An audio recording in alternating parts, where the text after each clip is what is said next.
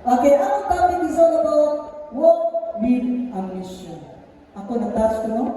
Grabe kayo di na to ko ngayon mag-share na rin kayo. Katong ng Father, grabe na ikalahong. No?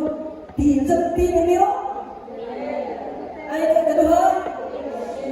Ikatulog? Then, ikaw pa? Transform? So, nakakadin na nakakunan. Okay, so according to Matthew 28 verse 18, midyon si Jesus kanila ubingon, gihatag kanako ang tanang gahom sa pagdumala sa langit ug sa yuta. Busa bangat to kamo sa mga katawhan sa tanan nga dapit ug himuha ninyo sila nga akong mga tinunan o ismuhi sila sa ngalan sa Mahal, sa ngalan sa Anak o sa Espiritu Santo. Tudluin ninyo sila sa pagtuman sa tanan nga akong gisugo kaninyo hinumdumi ninyo nga kauban ninyo ako kanunay hantod sa katapusan sa kalibutan. Magpapala kami ng sa hindi na ko ba masaya? Okay kayo. Okay. So, ang primero niya, ito na ibutkan, magkago na ito, primero niya sa authority, gahom ni Kristo. Ingon siya, hatag ka na ko ang talang gahom sa pagduma sa langit o sa yuta. Doon na ba siya katuwod? Yes, siya naghimo ng kalibutan. No? Gisugo, minsan may gisugo niya. Ang baboy, ang tao. Ang tao, baboy. So, dito, ang tao naman. Remember, we are special created by God. Ano ba? Di tayo hupag na. Kailan yung bata pa ko? Nasa pa, nagsama ko. Mama! Yan! Diba mo subuhan sa panginahan? Pila, ano na tayo? Ay, hupag niya. Maayo, mas sa mga hupay ka rin. Pero ito rin dilihan, nakahupay ito ang iyang pagtayo. Natina ko ang iyang love. Hindi na kayo sa lang? O sa namin o, pagtayong niya, Holy Spirit, that is love.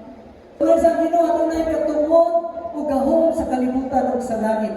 Katungod sa paghatag sa sulod. Yes. Doon na sa katungod. Kaya naman, we are called. Diba?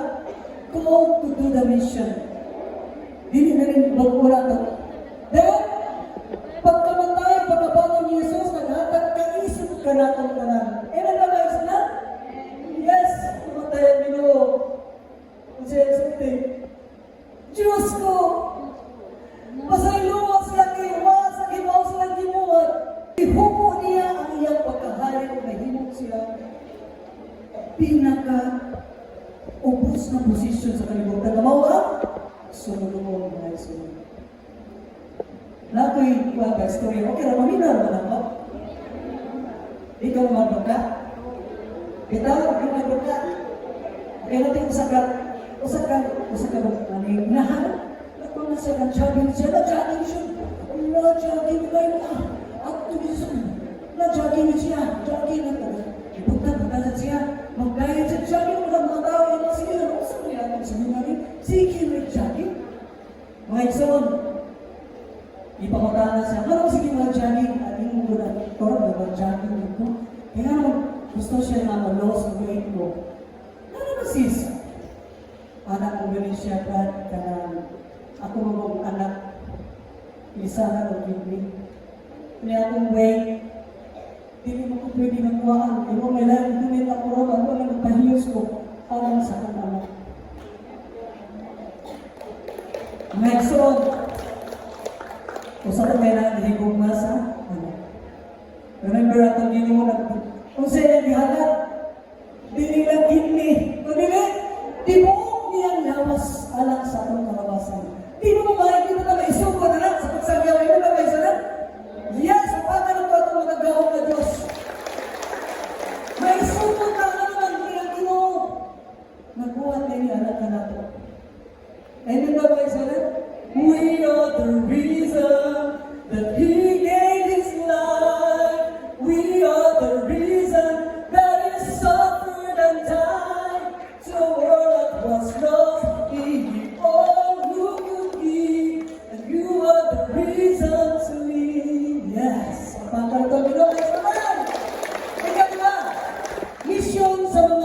totoo. Ingon siya, busa pangadto kamo sa mga katawan sa tanang dapit o himuha ninyo sila nga akong mga tinunan.